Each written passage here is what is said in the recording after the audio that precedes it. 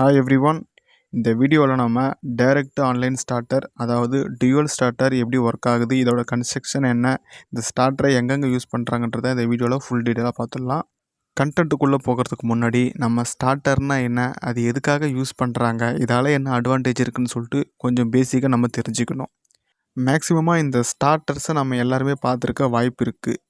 எங்கெல்லாம் கமர்ஷியல் பர்பஸுக்காக 3 phase induction motor use பண்ணுறாங்களோ அந்த இடத்துல எல்லா இடத்துலையுமே கம்பல்சரியாக ஒரு ஸ்டார்டரை வச்சுருப்பாங்க. அந்த ஸ்டார்டர் நம்ம பார்த்தாலே தெரியும். நார்மலாக அதில் 2 புஷ் பட்டன் இருக்கும். ஒன்று க்ரீன் கலரில், இன்னொன்று ரெட் கலரில். க்ரீன் கலர் ஸ்டார்ட் பண்ணுறதுக்கு, ரெட் கலர் ஸ்டாப் பண்ணுறதுக்கு, இது எல்லாமே நமக்கு பேசிக்காக தெரிஞ்ச ஒரு ஐடியா தான். ஸ்டார்டர்ஸ் இதோட பேர்லேயே இதுக்கான மீனிங்கும் இருக்குது. ஒரு 3 ஃபேஸ் இண்டக்ஷன் மோட்டரை ஸ்டார்ட் பண்ணி விடுறதுக்காக யூஸ் பண்ணப்படுற ஒரு எலக்ட்ரிக்கல் டிவைஸ் தான் இந்த ஸ்டார்டர்.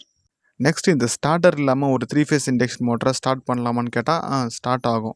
ஆனால் அதோட லைஃப் டைம் கம்மியாகும். இதே ஒரு ஸ்டார்டரை யூஸ் பண்ணால் ஒரு இண்டக்ஷன் மோட்டர் ஒரு 10 வருஷம் லைஃப் டைம் வரும்னு வச்சிங்கன்னா, நீங்கள் ஸ்டார்டர் இல்லாமல் ஒரு இண்டக்ஷன் மோட்டர் யூஸ் பண்ணால் அது மினிமம் ஒரு 3 to 4 இயர்ஸ் தான் ஒர்க் ஆகும். ஸோ ஒரு மோட்டரோட ரேட் நம்மளுக்கு என்னன்னு தெரியும். அந்த மோட்டரோட ப்ரொடெக்ஷன் ஃபங்க்ஷனுக்காக யூஸ் பண்ணுற டிவைஸ் தான் வந்து ஸ்டார்டர்ஸ். ரைட், அடுத்த கொஸ்டின். ஒரு ஸ்டார்டரை யூஸ் பண்ணுறதால ஒரு 3 ஃபேஸ் இண்டக்ஷன் மோட்டரோட லைஃப் டைம் எப்படி இன்க்ரீஸ் ஆகுதுன்னு சொல்லிட்டு பார்த்தோம்னா, ஒரு மோட்டரை நம்ம ஆஃப் கண்டிஷன்லேருந்து ஆன் பண்ணும்போது அந்த மோட்டர் ஆன் ஆகிறதுக்கு இனிஷியலாக அதிகப்படியான கரண்ட்டை எடுத்துக்குது. ஸோ அந்த அதிகப்படியான கரண்ட்டால் உள்ளே இருக்க வைண்டிங்ஸ் வந்து ஹீட் ஆகுது. அப்படி ஹீட் ஆச்சுன்னா, ஒரு குறிப்பிட்ட அளவுக்கு மேலே ஹீட் ஆச்சுன்னா அந்த வைண்டிங்ஸ் வந்து ஈஸியாக பர்ன் ஆக சான்ஸ் இருக்குது. இதனால் மோட்டர் ஃபுல்லாகவே டேமேஜ் ஆக சான்ஸ் இருக்குது. ஸோ இதை அவாய்ட் பண்ணுறதுக்காக தான் ஸ்டார்டிங் கரண்ட்டை லிமிட் பண்ணோம். லிமிட் பண்ணி கொடுத்தா அந்த மோட்டரில் இருக்க வைண்டிங் பர்ன் ஆகாது. இந்த ஒரு மெயின் பர்பஸ்க்காக தான் ஸ்டார்டர் யூஸ் பண்ணுறாங்க. இது எப்படி சிம்பிளாக எக்ஸ்பிளைன் பண்ணலாம்னு சொல்லிட்டு பார்த்தோம்னா, நம்ம ஒரு காரோ பைக்கோ எடுத்துக்கிறோம். அதை வந்து ரன் பண்ணும்போது ஃபஸ்ட்டு கியரை போட்டுட்டு லைட்டாக ஆக்சிலேட்டரை கொடுத்து தான் வந்து அந்த பைக்கையோ காரையோ நம்ம ஸ்டார்ட் பண்ணுறோம்.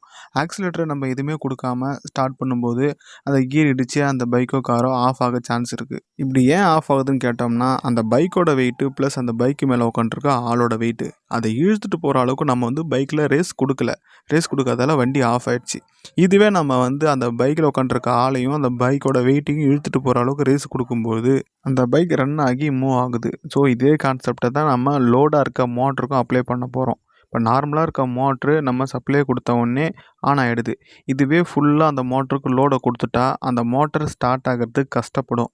ஸோ அதனால் அந்த மோட்டர் ஸ்டார்ட் ஆகணுன்றதுக்காக அதிகப்படியான கரண்ட்டை இழுக்குது. அப்படி கரண்ட்டை இழுக்கும்போது அந்த கரண்ட்டு வைண்டிங்ஸ் உள்ளே போயிட்டு வைண்டிங்ஸ் ஃபுல்லாகவே ஹீட் ஆகுது. ஸோ இப்படி ஹீட் ஆகிறதால சீக்கிரமாக அந்த வைண்டிங்ஸ்லாம் டேமேஜ் ஆக சான்ஸ் இருக்குது. ஸோ இந்த கரண்ட்டை லிமிட் பண்ணுறதுக்காக தான் இங்கே நம்ம ஸ்டார்டரை யூஸ் பண்ணுறோம். இது மட்டும் இல்லாமல் ஓவர் கரண்ட்டாலேயோ இல்லை ஓவர் லோடாலேயோ வர ஃபால்ட்லேருந்து மோட்டரை ப்ரொடெக்ட் பண்ணுறதுக்காகவும் இந்த ஸ்டார்டரை யூஸ் பண்ணுறாங்க. இது மட்டும் இல்லாமல் ஒரு மோட்டருக்கு போகிற பவர் சப்ளை கட் ஆகிட்டு திரும்பவும் பவர் வந்துச்சுன்னா அந்த மோட்டர் ஆஃபில் தான் இருக்கும். நம்ம போயிட்டு சுவிட்சை ஆன் பண்ணி ஸ்டார்டரை ஆன் பண்ணுற வரைக்கும் அந்த மோட்டர் ஆஃப் கண்டிஷனில் தான் இருக்கும். ஸோ இது போல் பர்பஸுக்காக தான் நம்ம 3 ஃபேஸ் இண்டக்ஷன் மோட்டருக்கு ஸ்டார்டர்லாம் யூஸ் பண்ணுறோம். நெக்ஸ்ட்டு, இந்த 3 ஃபேஸ் இண்டக்ஷன் மோட்டரில் என்னென்ன டைப் ஸ்டார்டர் இருக்குதுன்னு சொல்லிட்டு பார்ப்போம். ஃபஸ்ட்டு பார்த்தோம்னா dual starter, second star delta starter, third rotor resistant starter, fourth type auto transformer starters. இதில் ஃபஸ்ட்டு டைப்பான டியூவல் ஸ்டார்டர் எப்படி ஒர்க் ஆகுது, அது கன்ஸ்ட்ரக்ஷன் எப்படின்னு சொல்லிட்டு இந்த வீடியோவில் ஃபுல் டீட்டெயிலாக பார்த்துடலாம். அப்கமிங் வீடியோஸில் வந்து அடுத்தடுத்த டைப்பான ஸ்டார்டரை பற்றி பார்ப்போம். இதுதான் நம்ம ரியலாக பார்க்குற டியூவல் ஸ்டார்டர்.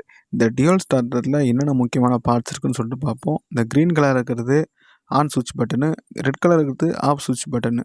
அடுத்தது OLRன்னு சொல்லிட்டு ஒன்று இருக்குது, அதுதான் ஓவர் லோட் ரிலே. என்னென்ன பார்த்தோம்னா, கரண்ட் அட்ஜஸ்ட் பண்ணுறதுக்காக ஒரு அட்ஜஸ்ட்மெண்ட்டு கொடுத்து வச்சுருப்பாங்க. இதில் மெயின் கான்டாக்ட் சுவிட்ச்னு ஒன்று இருக்கும், அதுதான் ரொம்ப முக்கியமான பார்ட்டு. ஸோ நெக்ஸ்ட்டு நம்ம இந்த சர்க்யூட் டயக்ராமில் எப்படி ஒர்க் ஆகுதுன்னு சொல்லிட்டு பார்ப்போம். ஸோ இந்த சர்க்யூட் டயக்ராம் மேலேருந்து கீழே வரலாம். மேலே பார்த்தோம்னா RYB 3 ஃபேஸ் ஏசி சப்ளை, அதாவது 440 வோல்டேஜ் 50 ஹெர்ட்ஸ் ஏசி சப்ளை கொடுத்துருக்காங்க. அதுலேருந்து ஃபியூஸுக்கு கனெக்ஷன் கொடுத்துருக்காங்க. ஃபியூஸுக்கு கீழே பார்த்தோம்னா மெயின் சுவிட்ச் இருக்குது. ஸோ மெயின் சுவிட்சு கீழே மெயின் கான்டாக்ட் இருக்குது. இந்த மெயின் கான்டாக்ட் தான் ரொம்ப முக்கியமான பார்ட். மெயின் கான்டாக்ட் கீழே பார்த்தோம்னா தெர்மல் ஓவர் லோட் ரிலேன்னு சொல்லிட்டு ஒரு முக்கியமான பார்ட் இருக்குது. இதுவும் ஒரு ப்ரொடெக்ஷன் ஃபங்க்ஷனுக்காக யூஸ் பண்ணுற ஒரு பார்ட்டு தான். ஸோ அது கீழே பார்த்தோம்னா அந்த தெர்மல் ஓவர் லோட் ரிலேருந்து 3 ஃபேஸ் இண்டக்ஷன் மோட்டருக்கு கனெக்ஷன் கொடுத்துட்றாங்க. ரைட் சைடில் பார்த்தோம்னா ஒரு ரிலே யூஸ் பண்ணியிருக்காங்க. அந்த ரிலேவுக்கு தேவையான சப்ளையை இந்த 3 ஃபேஸ் சப்ளைலேருந்து எதனா 2 ஃபேஸ்லேருந்து எடுத்துக்கிறாங்க. ஸோ அந்த ரிலேவுக்கு போகிற சப்ளையை நம்ம ஆன் பண்ணுறதுக்காக அங்கே ஒரு ஆன் புஷ் பட்டனும் கீழே ஆஃப் புஷ் பட்டனும் யூஸ் பண்ணியிருக்காங்க. ஸோ இந்த ஆஃப் புஷ் பட்டனோட லாஸ்ட்டு பார்த்தோம்னா ஓவர்லோட் ரிலே கான்டாக்டோட கான்டாக்ட் இருக்குது. ஸோ இதுதான் இது ஓவரால் கனெக்ஷன். இப்போ இதோட ஒர்க்கிங்கை பார்த்துருவோம்.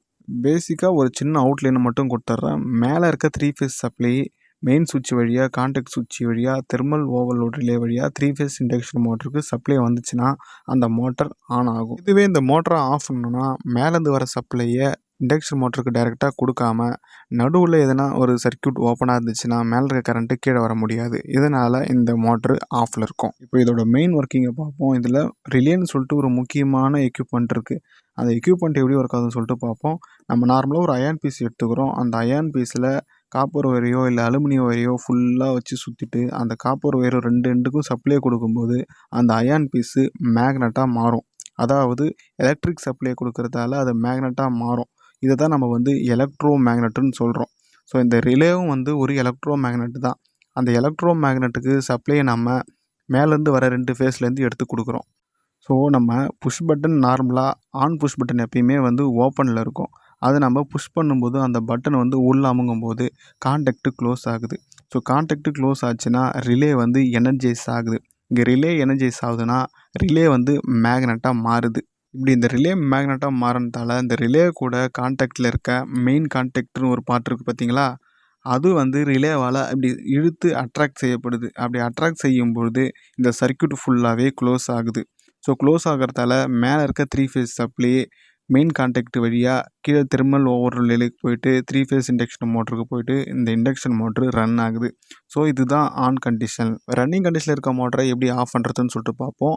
இதில் நம்ம எப்பயுமே ஒரு மோட்டரை ஆஃப் பண்ணணும்னா ரெட் கலர் புஷ் பட்டன் ஒன்று இருக்கும். அந்த ரெட் கலர் புஷ் பட்டனை பிடிச்சி அமுக்கின உடனே அந்த மோட்டர் ஆஃப் ஆகிடும்.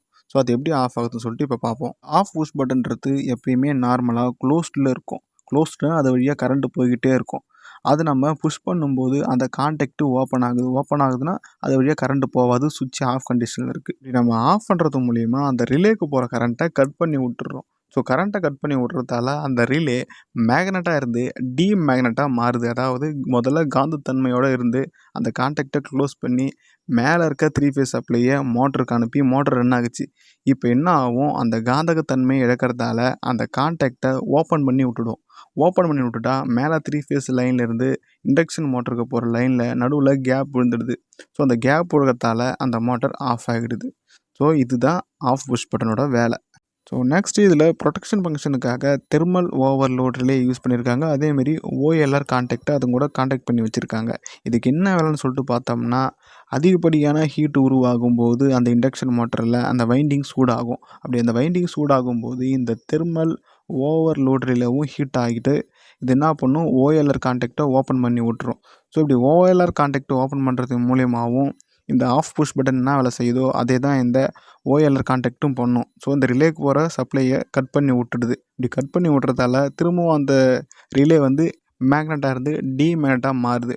இதனால் அந்த மோட்டர் ஆஃபில் வருது.